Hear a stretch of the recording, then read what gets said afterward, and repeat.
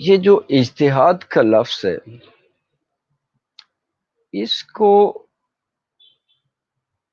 میں کہہ سکتا ہوں کہ یہ جو ہمارے پچھلے 100 150 سال ہیں، اس میں ہم بہت تکرار سے سنتے آ رہے ہیں۔ سر سید سے اگر ہم آغاز کریں تو سر سید نے،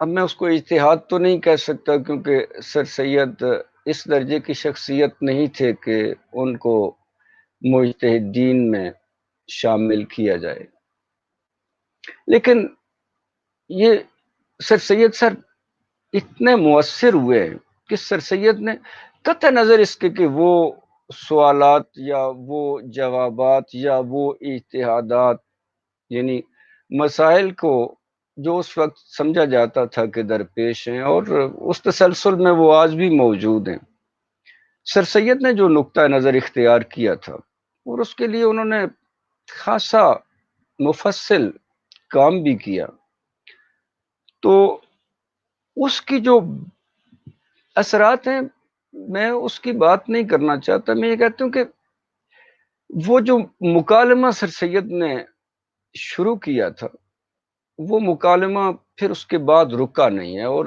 آج تک وہ مکالمہ موجود ہے۔ سر سید کا میں بڑا مداح بھی ہوں، اختلافات کے باوجود سر سید سنسیئر بہت تھے اور ادیب بڑے پیارے تھے، بہت مزے کے ادیب تھے۔ سر سید ایک مرد درد مند آپ کہہ سکتے ہیں۔ دیکھیں، آپ کو کسی کی فکر سے اختلاف ہو سکتا ہے، لیکن اس کی جو نیت ہے اس کے بارے میں آپ کو، جب شہادتیں موجود ہوں تو حسن ظن کو اختیار کر لینا چاہیے۔ چنانچہ سر سید نے جو اجتہاد کی ابتدا کی تھی وہ سر اس قدر مؤثر ہوئی کہ بعد میں نے دیکھا کہ اس پر باقاعدہ سیمینارز ہوئے اور وہ بین الاقوامی نوعیت کے تھے۔ اس میں سر سید کا جو اجتہادی نقطہ نظر تھا وہ مسترد تو ہوا، لیکن وہ اتنا طاقتور تھا، اتنا مؤثر تھا، اور اس میں سر سید کی جو ادبیت ہے اس کو بڑا دخل ہے۔ وہ ختم نہیں ہو سکا، وہ غیر مؤثر نہیں ہو سکا۔ سر سید کو ان سے ملحق عید میں ایک اور شخصیت جو ہمارے ہاں مارکے کی شخصیت ہے، علامہ سر محمد اقبال، یہ اجتہاد کا جو معاملہ ہے انہوں نے بھی اس کو بڑی سرگرمی سے اٹھایا ہے۔ اجتہاد کے عنوان پہ ان کا لیکچر بھی موجود ہے، خطبہ بھی موجود ہے۔ اب پرابلم جو ہے وہ اقبال کا بھی وہی ہے جو سر سید کا تھا۔ اقبال بھی اجتہاد کی درجے کی شخصیت نہیں تھے، لیکن ان کی خواہش تھی کہ کچھ جو مسائل ہیں جن کی وجہ سے ہم جو عالمی معاشرے ہیں ان سے منفرد ہو گئے، تو اس کا کوئی ایسا حل یا راستہ نکالا جائے کہ ہم جو نئی دنیا ہے اس سے ہم آہنگ ہو سکیں۔ سر یہ جو شخصیت اور ہویت ہے نا، اسلام اس کے بارے میں بہت حساس رہا ہے۔ یہ عجیب بات ہے کہ ہمارے یہی پچھلے جو 100 150 سال ہیں، شخصیت اور ہویت کا جو اسلام کا اصرار تھا وہ تقریباً سوائے جو لوگ حوزوی ہیں ان کے ہر جگہ ہی غیر مؤثر ہو گیا ہے۔ اب میں یہ نہیں بتانا چاہتا کہ کہاں کس جگہ کس نے کیا کہا کہ جس سے اس کی یعنی شخصیت جو اسلامی شخصیت ہے، ہویت یعنی شکل و صورت جو اسلامی ہے، اس کی کس کس بڑی ہستی نے کیا کیا تاکید کی ہے۔ خیر، اب سر جب آپ پچھلے 100 150 سال میں 125 سال میں ایک ایسا طبقہ وجود میں لے آئے ہیں جو جدید طور پہ تعلیم یافتہ ہے، اور اس کے ہاں تعلیم کی جو تدریج ہے وہ بہت زیادہ واضح اور بہت محسوساتی سی ہے، بڑی حسی سی ہے، اس نے ایک علم کے بارے میں جداگانہ سا اعتبار پیدا کیا ہے۔ اس اعتبار نے یہ جو غیر روایتی علمیت ہے، اس نے ہمارے ہاں ایک تصادم کی صورتحال بھی پیدا کی ہے، اور یہ تصادم کبھی بھی نہیں رکا۔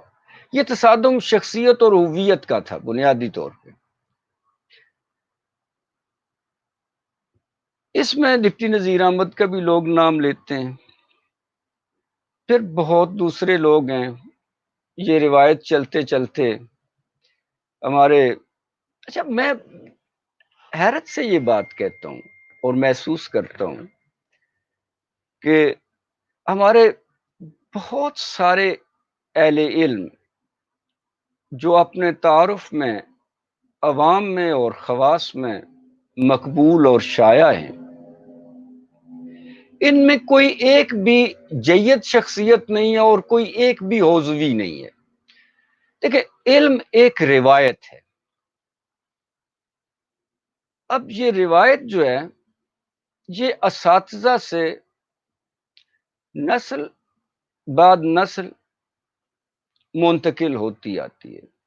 ایک استاد کی جو افادیت ہوتی ہے کسی طالب علم کی حیثیت میں، زندگی میں، یعنی طالب علمانہ حیثیت میں، وہ بے حد اہم ہوتی ہے، کیونکہ ایک استاد ایک واحد شخصیت نہیں ہوتا، اس کے پیچھے اساتذہ کی ایک جماعت ہوتی ہے جن کی اپنی تحصیلات ہوتی ہیں، جن کے پاس نہ اپنے اساتذہ کی روایات ہوتی ہیں، اور وہ طالب علم کا جو طالب علمانہ سفر ہے اس میں بہت آسانی اور سہولت پیدا کرتی ہیں۔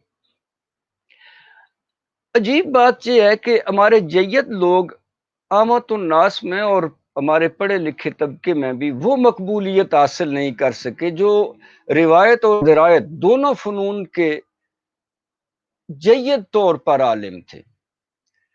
لیکن دوسری طرف وہ شخصیات، مثلا میں آپ کے بڑے لوگوں کا نام لیے بغیر کہہ سکتا ہوں کہ نہ وہ خود اعتراف کرتے ہیں کہ ان کو اصول حدیث نہیں پتا، اصول تفسیر نہیں پتا، اور اصول اسلام نہیں پتا، اور بات وہ اجتہاد کی کرتے ہیں۔ اب اور کون کون لوگ ہیں افراد کا نام لیے بغیر؟ سر اصولی سی بات یہ ہے کہ اجتہاد نص میں نہیں ہوتا، اور تفرد جو ہے علماء کے نزدیک، میں حوزویوں سے پڑھا ہوا نہیں ہوں لیکن میرا جو اعتماد ہے وہ حوزوی جو ہیں ان پہ زیادہ ہے۔ یہ جو آپ کی دینی درسگاہوں میں بیٹھے ہوئے لوگ ہیں جو صدیوں سے وہ جو چل رہی روایت ہے ناو کو پڑھانے کی اور تفسیر کو پڑھانے کی اور حدیث کو پڑھانے کی، یہ اس کو پڑھاتے چلے آ رہے ہیں، اور یہ بڑے مرتبے کے لوگ ہیں۔ مجھے کبھی بھی مطالعے کے دوران توقف نہیں کرنا پڑا سوائے اس وقت کے کہ جب میں حوزوی کو پڑھتا ہوں۔ یہ اتنے جید لوگ ہوتے ہیں سر، یہ جو علم کے اصول ہیں نا، ان کو علماء نے گنوایا ہے اور سب کی اپنی اپنی گنتی ہے. یہ تقریباً 200 تک پہنچ جاتے ہیں اصول اسلام. میں اعتماد کے ساتھ کہہ سکتا ہوں کہ ہمیں شاید ہی کوئی شخصیت موجود ہو جو لگ بھگ ان 200 اصول کو کہ جن کے اندر ہم اپنے ضابطے اور قانون سازی کرتے ہیں ان کے عالم.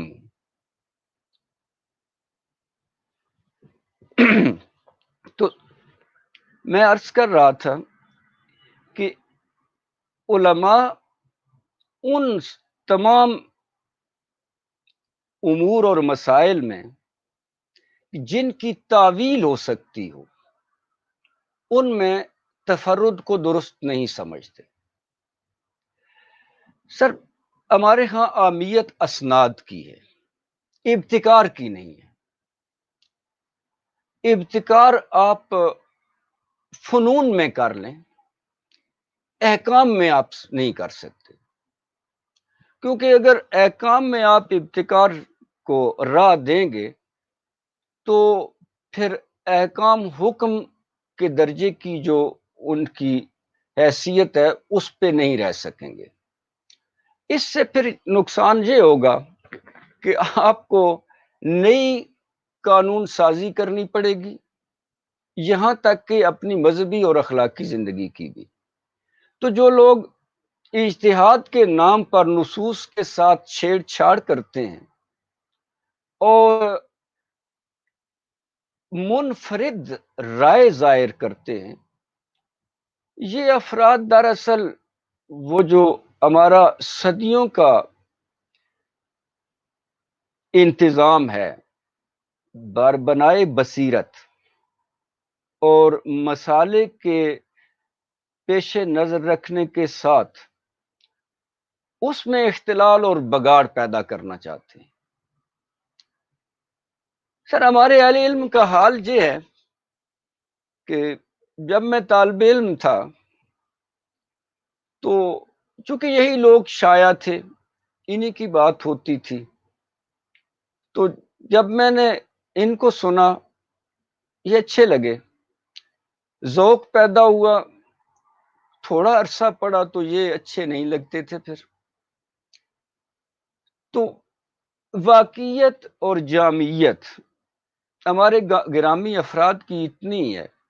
سر دیکھیں، اگر آپ میں جوہر ہے تو آپ اپنے جو تخصص کے شعبے ہیں ان میں اپنی مہارت اور فضیلت ظاہر کریں، اور وہاں بہت ضرورت ہے. کوئی فلسفے کا آدمی ہے تو وہ اجتہاد کرنے آ جاتا ہے، آپ نے اجتہاد کرنا ہے تو فلسفے میں کریں، ہمیں نئے علم کلام کی ضرورت ہے. چونکہ دینیات ایک مرغوب اور مقبول شعبہ ہے اور اس میں اشاعت کے لوگوں کے اچھے ذوق اور سلامت فکر کی وجہ سے اور دینی جذبے کی وجہ سے اشاعت کے بہت امکانات ہیں، تو آپ بہتر استثمار کر سکتے ہیں، آپ اس فیلڈ میں آ جاتے ہیں. کوئی آدمی فزکس کا ہے تو وہ اجتہاد کی بات کرتا ہے، بھئی فزکس کا یہاں بیڑا غرق ہے اور برا حال ہے. آپ نے اپنی جو فزکس ہیں اس کی یہاں بہتری کے لیے کوئی کام نہیں کیا ہے، آپ صرف ہماری دھوتی کھینچتے رہتے ہیں اور ہمیں ننگا کرنے کی کوشش کرتے رہتے ہیں. ہمارے وہ دوست جو باہر پڑھنے جاتے ہیں وہ ہمیں بتاتے ہیں کہ ہمیں کس حیثیت میں لیا جاتا ہے اور دیکھا جاتا ہے. کوئی آدمی طب کا ہے تو وہ وائز اور خطیب بن کر کے تو یہاں آ گیا ہے، اور اس کو پتہ ہے کہ سادہ لوگ ہیں اور ان کو آپ قصص، واقعات، روایات، داستانیں، کہانیاں اور مرویات بتا کر کے تو اپنی جو علمی حیثیت ہے اس کا ایک عام اعتراف حاصل کر سکتے ہیں. سر جو اہل علم ہوتے ہیں نا ان کو عوام سے مطلب نہیں ہوتا، اور میں آپ کو بتا دوں جو کیفیت کے علماء ہیں عوام میں ان کے مداح نہیں پائے جاتے. یہ سودا بیچنے والے لوگ ہیں جن کے ہمیشہ ہی عامی مخاطب ہوتے ہیں. اب اصل کوئی آدمی قانون کا ہے اور وہ اجتہاد پہ تفصیلی کتاب لکھ رہا ہے. بھئی قانون پہ میں نے بہت لوگوں کو پڑھا ہے. چوپان اور جہان میں نے انہی ضابطوں کو جو قانونی تھے، ادیب کے تو میں تو ادیب ہوں، میں تو قانون کا آدمی نہیں ہوں، نہ میں دینیات کا آدمی ہوں. میرا خیال ہے مجھ سے اجتہاد کا سوال پوچھنا بھی ٹھیک نہیں ہے، کیونکہ میں تو ادبیات کا آدمی ہوں، میں تو دینیات کا آدمی. میں نے دینیات پڑھی ہے. اپنے جو اعمال ہیں ان کی درستی کے لیے. میں نے کچھ حکمتوں کو معلوم کرنے کے لیے دینیات پڑھی ہے، جو احکام میں مجھے مضمر لگتی تھی، واضح نہیں تھی. میں نے کچھ مصلحتوں اور کچھ رخصتوں کو سیکھا ہے انہی احکام میں، جن کو میں کہتا ہوں کہ یہ تفصیلات تھی. میں نے دینیات اس لیے نہیں پڑھی کہ میں خطیب بنوں گا، میں واز کروں گا، میں خطبے دوں گا، یا میں عالم دین کے طور پہ اپنا تعارف کراؤں گا. تو اجتہاد کا دراصل نعرہ ان لوگوں کی طرف سے ہے جو علوم کو اصول سے نہیں جانتے، جن کے ہاں کوئی علمی روایت نہیں پائی جاتی. سر کوئی بھی علم اپنے ارتقاء کے دوران کچھ ماہرین کی جو آراء ہیں، جو اس فن میں ماہر ہیں، ان سے رہنمائی ضرور لیتا ہے. دینی روایت ہمارے پاس کوئی 1400 سال سے چلی آ رہی ہے. کچھ لوگ جو مجھ سے گلہ کرتے ہیں کہ میں افراد پہ انتقاد کرتا ہوں، انہوں نے کبھی آثار دیکھے نہیں ہیں. یہ اگر رجال پہ رجال کی گفتگو سنیں تو ان جیسے لوگوں کے لیے وہ بہت ہی، یعنی رجال جب رجال پہ گفتگو کر رہے ہوں تو ان جیسے لوگوں کو بہت وہ نازیبا سی لگے. جب وہ کسی بڑی شخصیت پہ صرف 2 لفظ کہتے ہیں اور کبھی ایک جملہ کہتے ہیں. سر جب میں اپنے عہد کے لوگوں پہ رائے دے رہا ہوں اور میں یہ کہہ رہا ہوں کہ ان میں ایک شخص بھی ایسا نہیں ہے کہ جو اجتہاد کے سوال کو اہمیت کے ساتھ اختیار کر سکے یا جہاد کی ضرورت کو نامزد کر سکے، کیونکہ میں نے کسی کتاب میں لکھا ہے کہ میں 55 سال کا ہو چکا تھا اور مجھے آج تک وہ کوئی ایک باب معلوم نہیں ہو سکا جس میں اجتہاد کی ضرورت کو محسوس کرتا. جب میں نے چوپان اور جہان لکھی تو اس کے پیچھے میرے یہی مقاصد تھے کہ ہم یہ معلوم کریں کہ یہ مذہب یا مذاہب جو ہیں ان کی غایت کیا تھی. وہ معاشروں کی مدد کرنا چاہتے تھے، ان کو کس طرح کا بنانا چاہتے تھے. میرا اس میں موضوع یہ تھا.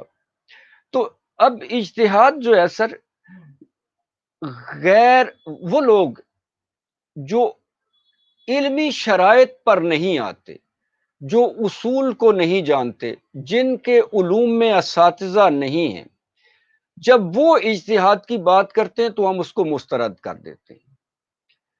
اجتہاد کی بات اگر ہے تو آپ حوزوی کے پاس لے جائیں، جس نے علوم کو اور اصول علوم کو اپنے بنو بنیاد سے دیکھا اور پڑھا ہے. یہ جو مدرسے کے بگوڑے ہیں نا، یہ یونیورسٹیوں کے، جب یہ سوال اٹھاتے تو ان کا، اس کو میں تمرد کہتا ہوں، یہ ان کی سرکشی ہوتی ہے، یہ چیزوں کو ہلکا لے رہے ہوتے ہیں. سر یہ سوال، اجتہاد کا سوال، میرے جیسے آدمی کے لیے، یعنی میرے جیسا آدمی جب اجتہاد کا سوال کرتا ہے تو صحیح بات یہی ہے کہ وہ یہ بتا رہا ہوتا ہے کہ وہ پرہیزگار آدمی نہیں ہے. کیونکہ جو علم کے شعبے ہیں سر، وہ احتیاط کے شعبے ہیں. اہل علم محتاط ترین لوگ ہوتے ہیں، وہ جرأت اور جسارت نہیں کرتے. تو میں یہی کہتا ہوں کہ یار میری آراء دوسروں سے بہت مختلف اور بہت منفرد ہیں، لیکن مذہبی نہیں ہے. میں ادبیات کا آدمی ہوں، اور ادب جو ہے زندگی سے گفتگو کرتا ہے. میں زندگی کو اپنے زاویوں سے دیکھتا ہوں. آپ میرے ایک ایک جو دیکھنے کا زاویہ ہے اس پر اعتراض کریں، مجھے وہ بہت خوش آئند لگے گا. میں تو یہ کرتا ہی اس لیے ہوں کہ کوئی اس کی مزاحمت کرے، بحث چلے. ہمارے ہاں ڈسکورس کی کمی ہے. اب مذہب پہ سر گفتگو کرنا یہ اتنا آسان ہے، یہ اتنا آسان ہے کہ آپ کوئی تبلیغی نصاب ہی پڑھ لیں تو اس کے زور پہ آپ گفتگو کرتے رہیں. اس کے لیے کسی شائستگی کی ضرورت نہیں ہے، کسی طرح کی علمی شرائط کی ضرورت نہیں ہے. سوال تو یہ ہونا چاہیے کہ ہم علم کس کو کہتے ہیں، عالم کس کو کہتے ہیں، ادیب کس کو کہتے ہیں، خطیب کس کو کہتے ہیں. جب ہم یہ چیزیں متعین کر لیں گے تو اس کے بعد پھر اگلی بات ہے کہ اب نہ آپ میں مجتہد کون ہوگا. اب مجتہد کی اب سر اجتہاد محض ایک دعویٰ نہیں ہے، ایک مطالبہ نہیں ہے. اس کی ضروریات ہیں. پہلے وہ ضروریات مہیا کرنے والے افراد لائیے. وہ آپ کی یہ ماڈرن یونیورسٹیوں میں نہیں بیٹھے ہوئے، وہ آپ کے حوزہ علمی میں بیٹھے ہوئے.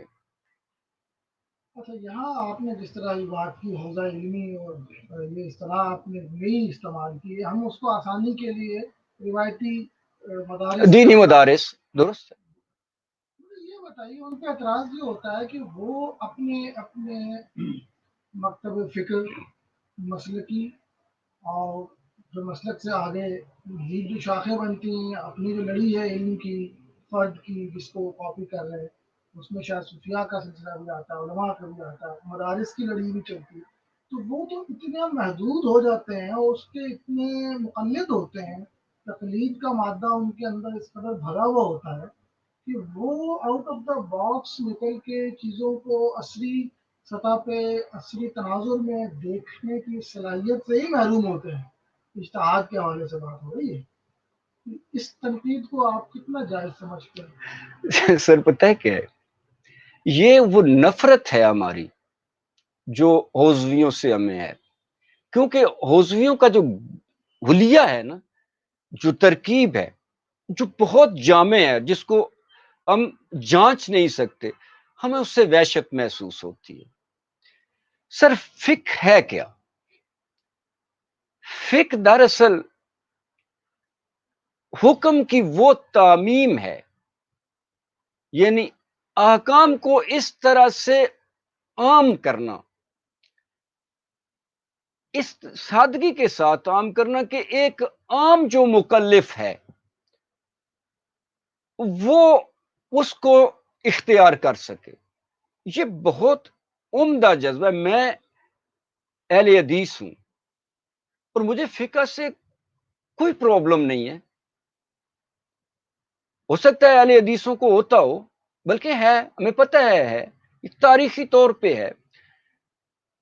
سر میں تاریخ کا محافظ نہیں ہوں. میں اپنے عہد میں جو مجھے مسائل درپیش ہیں ان میں کیا موقف اختیار کروں، مجھے اس بات کی تکلیف ہے. یعنی میں اس بات کا مکلف ہوں. جو لوگ تاریخ پہ جگڑ رہے ہیں نا، وہ لوگ اپنے عہد میں رہ نہیں رہے. سر تاریخ کے جھگڑوں میں اترنا اپنے وقت کو ضائع کرنا ہے. ہمیں یہاں بہت مسائل ہیں، تاریخ نے آ کر کے وہ مسائل حل نہیں کرنے. اگرچہ تاریخ میں جھگڑوں کے علاوہ میں عرض کروں، مجھے تھوڑا سا آپ وقت دیں گے.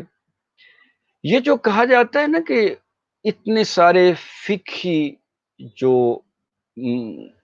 مسالک اور مفارق ہیں، یعنی فرقے اور فقہی مسلک ہیں. سر یہ جو فقہی اختلاف ہیں یہ فروع میں، اصول میں نہیں ہے. جب آپ ہمارے جو پرابلم ہیں وہ اگر فرعی ہیں تو ان اختلافات سے ہمیں کوئی دشواری پیش نہیں آتی. اصول میں ہم اختلاف کے متعامل نہیں ہوتے. جزئی باتیں جو ہیں فقہ جو ہے وہاں اپنا عمل دخل شروع کرتی ہے جہاں جو سند ہے وہ آپ کو یا مہیا نہیں ہوتی یا کوئی ایک ہوتی ہے اور کوئی ایک دوسری جو موجود ہوتی ہے وہ آپ کو نہیں ہوتی، وہ کسی دوسرے کو حاصل ہو جاتی ہے. تو بالآخر فقہ بھی بیشتر، میں نہیں کہتا ہمیشہ، بیشتر جو ہے وہ سند پہ انحصار کرتی ہے. تو یہ کہنا کہ مثلا ہمارے ہاں صوفیانہ، مجھے پتا ہے صوفیانہ طرز کی ہمارے ہاں تفاسیر بھی موجود ہیں، لیکن جو تصوف ہے سر، وہ کبھی ہم نے اسلام کا کوئی ادارہ کسی ادارے کے طور پہ قبول نہیں کیا. ہمارے افراد کا ذوق ہے، اور اہل تصوف جو ہے وہ بڑے خوشگوار لوگ ہیں، بڑے بردبار لوگ ہیں، ہمیں ان سے کوئی مسئلہ نہیں ہے. مسئلہ ہمیں ان لوگوں سے ہے جو جرات اور جارحیت کرتے ہیں، جو اسناد تک کی موجودگی میں اجتہاد کی بات کرتے ہوتے ہیں. پھر ہم اس وقت اسناد کو کہاں رکھیں گے جب ہم اجتہاد کو اختیار کر لیں گے؟ یا تو یہ جید لوگ ہوں، ان کے پیچھے یہ کسی علمی روایت کے حافظ اور وارث ہوں، ان کا یہ متعلق شعبہ ہی نہیں ہے جیسا میرا نہیں ہے. میں ادبیات فارسی کا آدمی ہوں، ادب زندگی سے بات کرتا ہے، زندگی کے رویوں سے بات کرتا ہے، میں اسی کی بات کرتا ہوں. میں تو دین یاد کی، میں نے 500-600 صفحے کی کتاب چوپان اور جہان لکھی. میں نے تو مذہب کو کہیں بھی بطور حوالے کے اختیار نہیں کیا، اور اس کے بغیر بھی میں بات کر سکتا تھا، کیونکہ میرا ذہنی منظر تو مذہبیوں کا ہے نا، میں ایک مذہبی معاشرے میں رہتا ہوں. تو یہ جو کہا جاتا ہے کہ یہاں چونکہ اختلافات ہیں، سر اختلافات بالکل چھوٹی سطح پہ ہیں. میرا سوال اختلاف سے زیادہ تقلید کا تھا کہ وہ جو اس روایت کے اندر مقلدانہ روش ہے وہ اتنی حائل ہوتی ہے، مطلب اس کو غلبہ ہوتا ہے، اس کی موجودگی میں شاید وہ اجتہاد کا تقاضا پورا ہی نہیں ہو پاتا. سر جو اہل علم ہوتے ہیں نا، وہ دینی اہمیت جو ہے نا اس کے حامل ہوتے ہیں. جب مسئلہ دینی اہمیت کا ہوتا ہے، یا تو آپ یہ سمجھیں نا سر کہ دین ہمارے ہاں ایک پرابلم بن گیا ہے، ہماری جو تہذیبی ترقی ہے اس کے جو موانع ہیں ان میں سے ایک ہے. ہوتا سر یہ ہے کہ کسی تہذیب کے اندر جب کوئی تمدن ترقی کرنے لگتا ہے نا، تو وہ سب سے پہلے جو وہ جرأت کرتا ہے وہ اپنی اس تہذیب پہ کرتا ہے. اس لیے نہیں کہ اس کو اناد ہوتا ہے، وہ اس سے رخصت مانگتا ہے، وہ اس سے گنجائش مانگتا ہے. یہ بات سمجھنا بہت آسان ہے. مثلا آپ کے گھر میں آپ کے بچے، جب آپ کے ہاں یسرت اور فراخی آ جاتی ہے تو آپ سے وہ کچھ اور طرح کے مطالبے کرنے لگتے ہیں. معاشرے ترقی اس وقت کرتے ہیں جب ان کو نا جغرافیائی رخصتیں اور معاشی رخصتیں دونوں میسر ہوں، یعنی جغرافیہ موافق ہوں اور معیشت جو ہے مستحکم ہو، تو تمدن ترقی کرنے لگ جاتے ہیں. اب تہذیب جو اپنے تسلسل میں آ رہی ہوتی ہے وہ موانع میں سے شمار ہونے لگ جاتی ہے، وہ رکاوٹ سی بن جاتی ہے. جو حوزوی ہیں سر، وہ اس چیز سے ان روشن فکروں کے مقابلے میں زیادہ آگاہ ہیں. وہ کبھی بھی پرابلم نہیں پیدا کرتے. پتہ ہے پرابلم کب پیدا ہوتا ہے؟ جب وہ لوگ جو حوزویوں کی شرائط کے نہیں ہیں لیکن حوزویوں کی شباہت کے، شکل و صورت کے، آپ ان کو خطبے اور وعظ کی اجازت دے دیتے ہیں اور اجتماع کرنے کی اجازت دے دیتے ہیں. میں نے بہت پہلے کہا تھا کہ یہ جو خطبہ ہے نا، اس کی کسی کو بھی ریاست کی مرضی کے بغیر یہ خطبہ دینے یا کہنے کی اور وعظ کرنے کی کسی کو اجازت ہی نہ دی جائے. یہ دراصل لوگوں کے اغراض ہوتے ہیں. میں نے بہت یہ جو سو کالڈ نام نہاد مولوی ہیں، میں بہت ساروں کو الا ماشاء اللہ غرض مند افراد دیکھتا ہوں یہ استحصال کرتے ہیں استثمار کے لیے، ان کو اکساتے ہیں اور ان سے پھل جاڑتے ہیں. تو مذہبی سر کوئی پرابلم نہیں ہے. یہ کبھی بھی آپ کو، یعنی اجتہاد ہے کیا؟ وہ ایک ذمہ دارانہ سی کوشش اپنے سمجھنے والوں کے لیے، سننے والوں کے لیے، کہ جو حکم کی غایت کو معلوم کرنے کے لیے کی جائے، اور جو آپ کو کوئی صورتحال درپیش ہے اس سے کامیابی کے ساتھ نکلنے کی کوئی راہ دکھا سکے. اجتہاد یہی ہے نا. ہوتا سر پتہ ہے کیا ہے؟ ایک تقاضا جو ہے وہ اوضاع کا ہوتا ہے، صورتحال کا ہوتا ہے، اور ایک تقاضا ایمان کا ہوتا ہے. ہم اس عہد میں رہ رہے ہیں جہاں ہم اوضاع کے تقاضوں پر ایمان کے تقاضوں کو قربان کرنے کے نام کو اجتہاد کہتے ہیں، یا نام کے بجائے میں کام کہہ لوں. یہ جو قربانی ہم کر لیتے ہیں نا، اس کو ہم اجتہاد کہہ لیتے ہیں. سر علماء کے پاس ایسا کوئی راستہ نہیں ہے، کیونکہ اہل علم اہل تقوی ہوتے ہیں سر. وہ اوضاع وقت کے لیے یا وقت اور اوضاع کے لیے وہ دین کے مقتضا کو قربان نہیں کر سکتے. میں ادب کا طالب علم ہوتے ہوئے بھی یہ نہیں کر سکتا. مجھے تو دینیات کا نہیں پتا ہے. میں نے تو کبھی دعویٰ نہیں کیا کہ میں دینیات کے معروف معنوں میں عالم دین ہوں. میں تو اتنا سارا دین کو جانتا ہوں جتنا سارا میرے اعمال کی درستی کے لیے میرے کام آ سکے اور اس سے میری نجات ہو سکے. ٹھیک ہے. اچھا آپ مجھے یہ بتائیے، اس مرحلے پہ جب ہم اس کو ڈیفائن کر چکے ہیں، جی آپ کی جو فکر ہے، جو آپ کا مقدمہ ہے اجتہاد کے حوالے سے، اگر میں آپ سے یہ پوچھوں کہ آج کے دور میں آپ کی دانش میں جو صحیح معنوں میں مجتہد ہے، یا کوئی اجتہاد ہوا ہو عالم اسلام میں یا ہمارے یہاں برصغیر میں اور پاکستان میں، اور یا اس صورتحال کا جس کی جانب آپ نے اشارہ کیا کہ اجتہاد کو کسی اور چیز کی قربانی کے لیے استعمال کیا جاتا ہے، وہ صورت پیش آئی ہو افراد میں یا مثالوں میں، وہ کچھ آپ بتا سکتے ہیں؟ سر، میں تھوڑی سی تفصیل سے عرض کروں گا. یہ جو آپ کے جدید لوگ ہیں نا، یعنی جن کو سر یہ جو خطبہ ہے نا، یہ علم کا کوئی شعبہ نہیں ہے. یہ ملکات میں سے ہے، یہ فن ہے.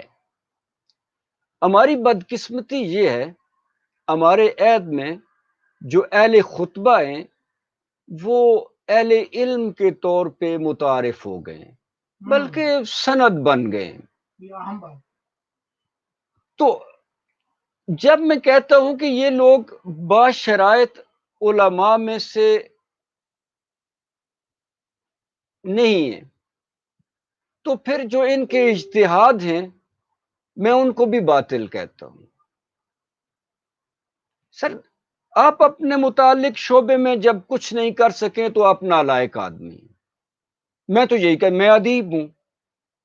اگر میں ادب سے باہر کوئی اور کام کرنا چاہتا ہوں تو اس کا مطلب ہے میں ادب میں پھسڈی تھا اور ناکام تھا. تو یہاں میں اگر نام لوں گا تو جو اجتہاد ہوئے ہیں، پہلی بات تو یہ ہے کہ سر یہ جو لوگ ہیں یہ مجھے متاثر ہی نہیں کرتے. میں معافی چاہتا ہوں، یہ متاثر لفظ میں نے پھر اختیار کر لیا ہے. میں مائل کہا کرتا ہوں. متاثر ہونا یہ سلبی معنوں میں ہے.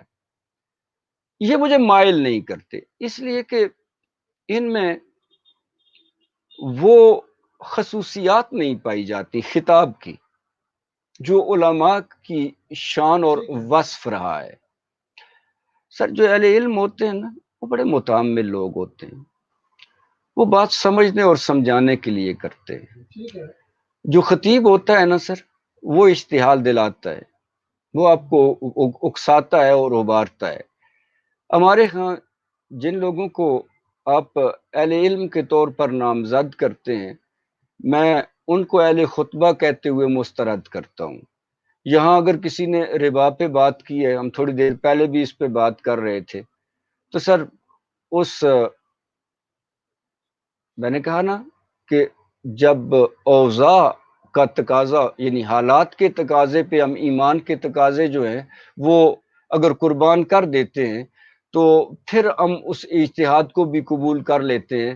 مثلا ربا کا ہی ایک معاملہ لے لیں تو اس میں اگر کوئی شخص یہ کہے کہ یہ جو